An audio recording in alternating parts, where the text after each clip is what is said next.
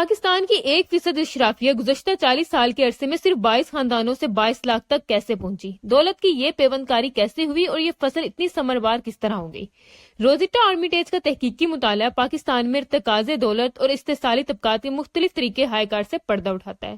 اس کے مطابق یہ ایک خوفناک گٹھ جوڑ ہے جو اعلیٰ سطح کے بیوروکریٹس، فوجی جرنیلوں، سیاسی رہنما اور کاروباری شرفیہ کے درمیان وقت کے ساتھ ساتھ مستحکم ہوتا چلا جا رہا ہے۔ یوں تو ہر گروہ کے اپنے اپنے طاقت کے مراکز ہیں، لیکن مشترکہ مفادات کے تحفظ کے لیے یہ تمام گروہ اکٹھے ہو جاتے ہیں۔ یہ طاقت کے مراکز فوج، سول بیوروکریسی، بزنس اور سیاست میں پائے جاتے ہیں۔ یہ تمام لوگ اپنے اپنے گروہوں میں انفرادی طور ترقی کے سیڑھیاں چڑھتے جا رہے ہیں اور ایک دوسرے کے معاملات میں اکثر اوقات کبھی مداخلت نہیں کرتے۔ انفرادی سطح پر یہ اپنے تعلقات کے حوالے سے کسی جاننے والے یا رشتہ دار کی مدد ضرور کرتے ہیں، لیکن دوسرے گروہ کی حدود کا احترام کرتے ہیں۔ یہ دوسرے کے مضبوط قلعے میں کبھی نقب زنی نہیں کرتے۔ ان کا آپس کا گٹھ جوڑ ایسا ہے کہ ایک گروہ کو باقی تمام گروہ مل کر تحفظ فراہم کرتے ہیں۔ یہ سب مل کر اشرافیہ بندی ہے جو پاکستان کی سمت کا تعین کرتی ہے، ایسے قوانین بناتی ہے جن سے اس کے ممبران خوب فائدہ اٹھاتے ہیں اور اپنے آپ کو مزید مستحکم کرتے ہیں۔ یہی وجہ ہے کہ یہ چاروں گروہ اس قدر خوش بخت ہیں کہ پاکستان میں کسی بھی قسم کی آفت، مصیبت، جنگ یا بیماری آ جائے، ان کا کچھ نہیں بگاڑ سکتی، ان کا بال بھی بھیکا نہیں ہوتا۔ یہ 1971 کے بہت بڑے سانے سے بھی صاف بچ نکلے۔ سرمایہ کاروں کا سرمایہ محفوظ رہا، بیوروکریٹس کی نوکریاں چلتی رہی، فوجیوں کی پرمیشنیں ہوتی رہی اور سیاستدان بھی ویسے کے ویسے دودھ کے دھلے نظر آتے رہے۔ گھر کاروبار تو غریب بنگالیوں اور بہاریوں کے اجڑے، جان سے عام لوگ گئے، نسلیں ان کی برباد ہوئی۔ سانے میں اشرافیہ کے تحفظ کی مثال صرف ایک اصفہانی خاندان سے واضح کی جا سکتی ہے۔ مرزا ابو طالب اصفہانی کو 1799 میں انگریز نے لندن بلا کر رچمنڈ کے علاقے میں جائیداد عطا فرمائی، اور پھر جب ایسٹ انڈیا کمپنی نے سراج الدولہ کے جرنیل میر جعفر کی غداری سے بنگال فتح کیا تو پھر اپنے لاڈلوں کو یہاں لا کر آباد کیا جانے لگا۔ یوں اصفہانی خاندان لندن سے آ کر یہاں آباد ہو گیا اور چائے کا کاروبار کرنے لگا، جس کی وسعت پورے برِ صغیر اور پھر دنیا بھر میں پھیل گئی۔ متحدہ پاکستان تک اصفہانی چائے مغربی پاکستان میں بھی مقبول عام برانڈ تھا۔ پاکستان بننے کے بعد یہ خاندان کلکتہ سے چٹاگانگ منتقل ہو گیا، جس کی پہاڑیوں پر چائے کے وسیع باغات تھے۔ مشرقی پاکستان میں بنگالیوں، بہاریوں اور دیگر قومیتوں پر 1971 میں کیا کیا مظالم نہیں ٹوٹے، لیکن اصفہانی خاندان کی کاروباری سلطنت کو اس سانے کے دوران بھی تحفظ فراہم کیا گیا۔ روزیٹا کے مطابق یہ تمام طبقات قوانین تو بناتے ہیں، مگر ان میں سے ایسے راستے نکالتے ہیں تاکہ انہیں اپنے ہی بنائے ہوئے ان قوانین پر عمل نہ کرنا پڑے۔ قوانین سے بلاتار ہونے کی یہی وجہ ہے کہ یہ لوگ دن بدن امیر سے امیر ہوتے جا رہے ہیں اور خوفناک حد تک طاقتور بھی۔ 22 خاندانوں کے گروہ کا 22 لاکھ افراد کے جم غفیر میں ڈھلے رہنے کے عمل کے اہم ترین راستے، طریقہ کار یا گٹھ جوڑ کا تذکرہ اس کتاب میں 2 اہم اصطلاحات سے کیا گیا۔ پہلا سوشلائزنگ اینڈ میرجز، معاشرتی میل جول اور شادیاں۔ دوسرا کلچر آف ایگزمپشن، استثناء کا culture.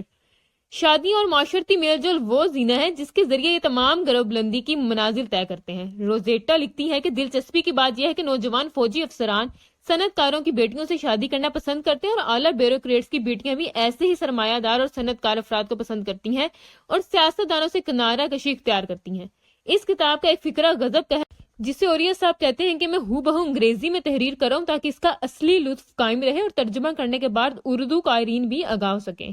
Marital strategies continue to be one of the most powerful mechanisms employed by the Pakistani elite to protect their economic assets and their social status, to foster inter-elite networks and to gather information on other elite families.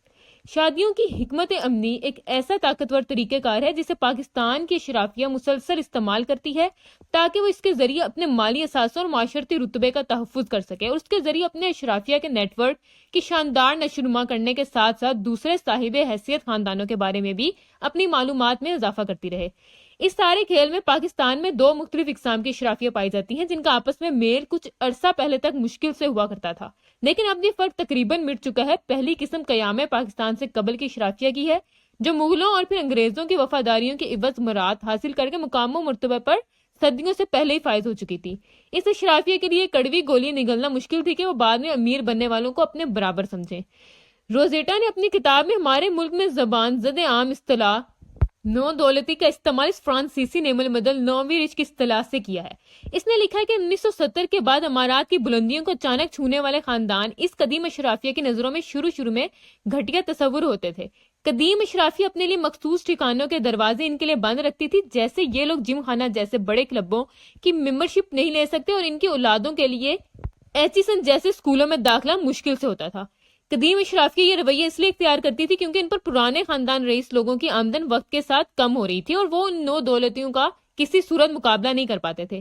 یہی وجہ ہے کہ وہ اپنی معاشرتی میل جول کی جگہوں سے انہیں دور رکھتے ہیں، کہ وہ اپنی معاشرتی زندگی سے دور رکھتے تھے، اور وہ آج بھی عموماً ایسا ہی کرتے ہیں. لیکن اب کسی ایک خاندان کی دولت اور دوسرے خاندان کے مرتبے کو شادی کے اعلیٰ پیڈسٹل یا منچ پریوں کا اکٹھا کر دیا جاتا ہے، جس کا ایک جرنیل کی طاقت و قوت، ایک بیوروکریٹ کی حیثیت و مرتبہ اور ایک عام سے خاندان سے تعلق رکھنے والے کسی نو دولتی پراپرٹی ٹائکون، صنعت کار یا بزنس مین کی دولت کا یہ ایک حسین ملاپ بن جاتا ہے. یہی وجہ ہے کہ جیسی ایک فیڈرل سیکرٹری کا یا ایک جنرل کا بیٹا یا بیٹی کسی ایسے ہی نو دولتی کے ہاں بیاہا جاتا ہے تو پھر وہ ایک ہی زکند میں دولت میں نہانے لگتا ہے، اور نو دولتیہ خاندان اس مرتبہ مقام اور سماجی حیثیت کا لطف اٹھانے لگتا ہے جس کے بارے میں اس نے کبھی تصور بھی نہیں کیا تھا. اس غیر مقدس انہولی ملاپ کا نتیجے میں پاکستان کے معاشرے میں ایک معاشرتی استثنائی پیدا ہو چکا ہے جو اس اشرافیہ کو ہر جرم کی سزا سے مبرہ کر دیتا ہے. اس ملک کے لیے یہ 22 لاکھ لوگ ہی تو ہیں جو اب ایک خاندان بن چکے ہیں اور جن کا شجرہ نسب بھی ایک ہے.